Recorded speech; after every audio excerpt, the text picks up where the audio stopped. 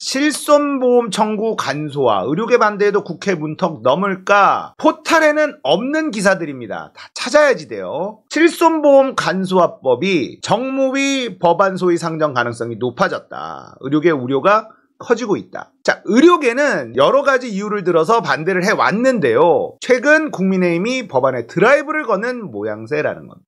이게 어떤 법이냐면 보험금 청구 시 필요한 증빙 서류를 종이 서류에서 전자 서류로 전환하는 것을 골자로 하고 있는 거예요.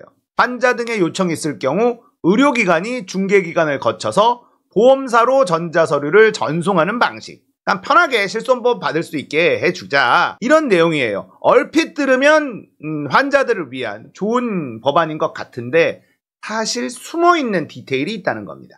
2009년 권익위에서 실손보험 청구 간소화를 권고했어요. 그때 이후서부터 계속 발의가 됐는데 의료계 반대로 안 됐어. 이번 21대 국회에도 관련 법안이 6건 발의되어 있는 상태예요. 의료계는 특히 건강보험심사평가원, 심평원이 중개기관이 될 경우 비급여 통제를 위한 자료가 심평원에 축적될 수 있다는 점을 크게 우려해왔다. 이게 무슨 말이냐면요. 건강보험관리공단이 가지고 있는 이 데이터가 있습니다. 국민의 의료 정보를 건강보험관리공단이 가지고 있죠. 근데 이건 보험에 해당하는 의료 정보만 가지고 있을 수밖에 없어요. 그러니까 건강보험에서 처리되지 않는 치료도 있잖아요. 이 부분의 정보까지도 심평원이 가져가게 되는 건 위험하다. 이런 이야기라는 겁니다. 그래서 최근에는 심평원 대신 보험개발원이 청구 간소화 중개기관으로 대두되고 있다. 자, 핵심입니다. 보험개발원. 보험개발원. 이거 기억해 두셔야 됩니다. 새 보험개발원장에 윤 대통령 대학 동기 허창원 전 금감원 부원장 유력하다. 중개기관이 필요하다라고 해서 그게 심평원이 되면 안 된다. 의료계가 주장을 했더니 그러면 보험개발원에 이 정보를 의료업계, 병원에서 보험사로 이 정보를 주는 중개기관을 보험개발원으로 하자. 이 주장이 최근에 대두되고 있고 이쪽 방향으로 가고 있어요. 그런데 이 보험개발원장에 윤석열 친구를 앉혀놨습니다. 2022년 10월에요. 이미 이 작업은 오랫동안 진행되고 있었다는 뜻이에요. 왜 보험개발원장에 윤석열 친구를 앉혀놨을까? 이 바닥에 우연이 없다는 거 알고 계셔야 되겠죠. 보건복지부에서는요. 실손보험 청구 간소와 의병정 합심해서 심평원 위탁을 막은 것이다. 심평원이 그 정보를 가지고 있는 게 위험하다는 거. 그래서 보험개발원이라는 걸 둬서 거기서 관리하도록 한 거다. 안심해도 된다. 이런 식으로 보건복지부에서 홍보하고 있는데 그게 아닙니다. 자, 보험개발원이 무엇이냐? 보험사들이 십시일반해서 만든 사조직이에요. 정부 조직이 아닙니다. 그게 보험개발원이에요. 보험개발원장은 돌고 낙하산들 이렇게 앉혀서 그냥 재미보게 하는 자리인데 이제는 그 보험개발원에 확실한 미션이 떨어진 겁니다. 꼼꼼하죠. 이놈들 참 꼼꼼해. 이렇게 보건복지부가 막 이런저런 논리를 펴면서 안심해도 된다. 여러분들의 걱정은 기호일 뿐이다. 이렇게 얘기를 하는데 쟁점 사항이었던 청구 중개기관을 심평원에 맡기는 것 결정하지 않고 대통령령으로 결정하도록 위임했다. 디테일을 볼 줄 알아야 된다니까요. 여기에 숨어있는 이 꼼꼼함. 이게 그냥 흘려보낼 수 있는데 이런 걸 캐치할 수 있어야 돼요. 얘네들이 뭘 원하는지. 이 기사를 좀 훑어보니까 재밌는 얘기가 나옵니다. 이번에 통과된 보험업법 개정안은 디지털 플랫폼 정보위원회 디플정에서 논의된 사항들이다. 디지털 플랫폼 정보위원회? 어디서 많이 들어본 것 같은데? 라이프 시멘틱스 송승재 이야기한 적 있죠? 취임식에 참석했다. 비대면 진료 플랫폼, 디지털 플랫폼 정부 TF, 디플정, 인수위 때부터 있었던 거예요. 여기에서 무엇을 하려고 한 곳이냐? 주된 목표는 정부가 소유한 공공 데이터를 전면 공개 통합해 대국민 행정 서비스 단계를 축소하고 간소화하는 민관 협력 모델을 활성화하는 것이다. 자, 국민들의 의료 정보를 민간한테 넘겨주는 작업을 인수위 때부터 하고 있었다는 겁니다. 디플정, 디지털 플랫폼 정부 이야기가 이어지죠. 청구 청구 간소화를 외치는 실손보험사의 속내라는 이런 글이 있었습니다. 이걸 좀 볼게요. 왜 이게 문제인지를 좀 우리가 살펴봐야 되잖아요. 실손보험 청구 간소화로 가입자에게 소액 청구를 돌려준다는 보험사, 그들의 진실은 무엇일까? 실손보험 청구 간소화 이슈는 어제 오늘 이야기가 아니다. 보험사는 가입자가 귀찮아서 하지 않는 소액 청구를 청구 간소화로 보험급 지급을 더 하겠다고 한다. 상식적으로 생각해보면 이익을 내야 하는 영리보험사가 전체 청구 금액 중 건수가 상대적으로 더 많은 소액 청구를 하도록 청구 간소화를 추진한다고 하니 잘 이해가 되지 않는다. 필자는 보험업법 개정을 통해 의료기관의 실손보험 청구를 의무화하려고 하는 보험사의 의도를 한번 추측해보고자 한다. 지난 9월 윤창현 의원이 발표한 자료에 따르면 실손보험 가입자들의 미신청 보험금 예상액이 3년간 7,410억 원에 이를 것으로 추정했다. 보험사가 주장하는 390만 가입자를 1인 기준으로 1년 평균 계산하면 약 6,333원인데 이를 돌려준다는 것이다. 큰 금액일 수도 있고 작은 금액일 수도 있지만 영리기업인 보험사가 자기들 손해를 늘리려고 노력한다고? 잘 이해가 가지 않는다. 상식적으로 생각하면 현재도 보험사는 매년 실손보험 손해율이 130%를 넘는다고 하는데 소액 청구가 늘어 낙전 수입을 포기하려는 이유가 무엇일까? 보험사는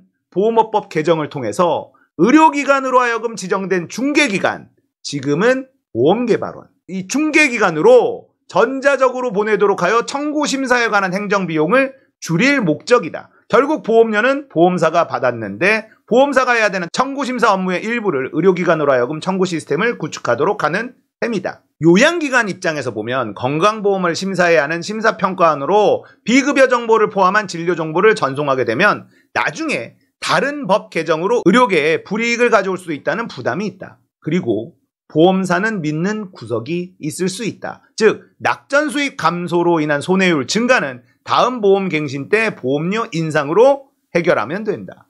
일부 언론에서는 소액 청구는 마치 없던 돈을 받는 것처럼 이야기하지만 결국 가입자는 소액 청구로 인해 보험료는 더 많이 올라가게 되고 보험사는 가입자의 질병 정보를 손쉽게 얻고 손해보는 일은 없게 된다. 가입자 입장에서 보면 조삼모사처럼 생각할 수 있다. 다른 관점에서 생각해보면 보험사는 가입자 1인당 약 6,330원 정도로 가입자의 거의 모든 정보를 손쉽게 취득할 수 있다는 것이며 이는 가입자에게 장기적으로 불리한 요소로 작용할 수 있다. 특히 과거에도 보험사에서 가입 전 질병 이력을 보험사끼리 공유하는 것이 문제되었는데 소액 청구까지 모두 청구하게 되면 가입자의 질병 정보는 모두 알려지게 되는 셈이다. 현재도 보험업법 개정 없이도 의료법, 개인정보보호법 위반 없이 환자가 정보 자기결정권을 존중하에 원하는 정보만을 청구하는 민간 간편 청구 서비스가 얼마든지 있다.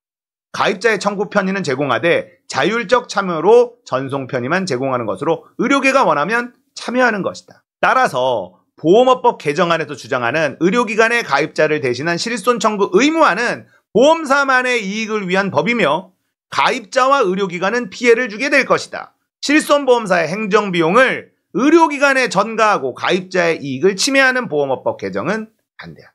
대충 감 잡히시죠? 이 실손보험 청구 간소화법이 누구를 위한 법인지 환자를 위한 법, 국민을 위한 법이 아니라는 것. 의료 정보를 원해요, 보험사는. 그런데 법으로 막혀 있어. 이걸 뚫어준다는 겁니다. 그래서 전 국민의 의료 정보를 확보하게 되면 이 데이터를 기반으로 가려받을 수 있다는 겁니다. 보험료를 더 높일 수도 있다는 겁니다. 보험사 입장에선 손해보지 않는 장사를 하고 싶다 이겁니다. 이걸 정치권이 뚫어주려고 하고 있는 게 바로 실손보험 간소화 법안이라는 거예요. 자, 실손보험 간소화법. 국회의원은 도대체 누구 편인가? 자, 재벌보험사 배불리는 실손보험 간소화법 반대 기자회견. 의사들이 반대를 하고 있어요. 그런데 의사들이 지금 너무 찍혀가지고 의사들이 반대하면 좋은 거 아니야? 이런 이미지가 만들어지고 있습니다. 그러니까 의사들이요, 양치기 소년이 돼버렸어요. 최혜영 의원이 발의한 법안에 따르면 업무위탁 법안이 가능한 구조다.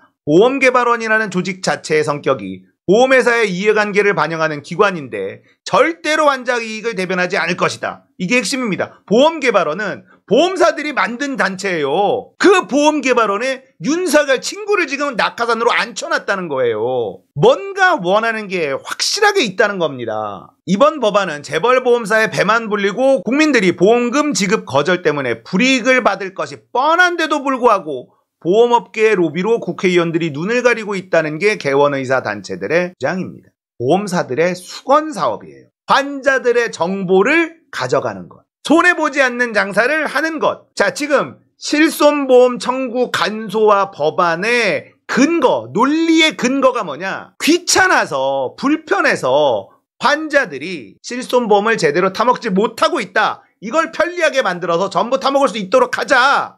이게 이 근거예요. 그런데 이걸 보험사가 찬성하고 있어요. 의료계가 반대하고 있어요. 이상하잖아요. 보험사는 돈이 더 나가는 건데 왜 보험사가 찬성을 합니까? 이상한 겁니다. 보험사가 찬성하는 이유는 이 낙전 수입을 포기하고서라도 더 큰 이득이 기다리고 있기 때문에 보험사들이 지금 10몇 년째 원하고 있는 법안이 바로 이 법안이라는 거예요.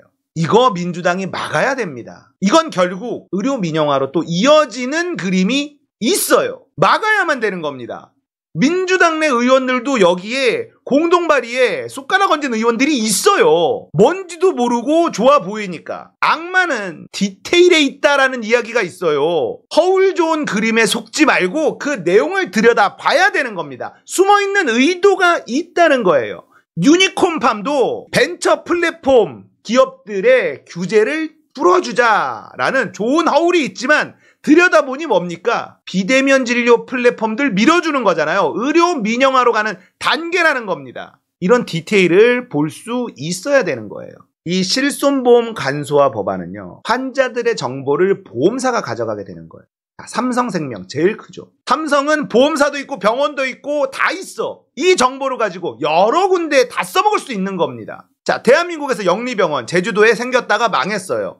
대한민국에서 영리병원은 망한다는 게 확인이 됐습니다. 그럴 수밖에 없는 게 좋은 의사들이 서울대병원, 세브란스병원, 고대병원 이런 데 다 있어요. 영리병원만 만든다고 해서 환자들이 글로 가지 않는다는 겁니다. 돈 있는 환자들이 더 좋은 서비스를 받고 싶어서 영리병원으로 가야 되는데 좋은 의사들이 거기 없는데 어떻게 됩니까? 그래서 영리병원으로 다이렉트를 갔더니 실패했구나. 이게 이미 결론이 나왔어요. 자, 그 다음 스텝이 뭐냐? 의료 플랫폼 쪽으로 갑니다. 의료 플랫폼 쪽의 법안을 뚫어줘요. 중간 단계로 그쪽을 거쳐서 영리병원까지 가려고 하는 겁니다. 이놈들은 꼼꼼하다고요. 우리가 디테일을 놓치면 안 됩니다. 실손보험 청구 간소화 법안, 민주당이 앞장서서 이거 무조건 막아야 되는 법안이라는 거 꼭 알았으면 좋겠습니다. 멍청하게 여기에 숟가락 얹으면 어떡하냐고 민주당이. 큰일입니다 진짜.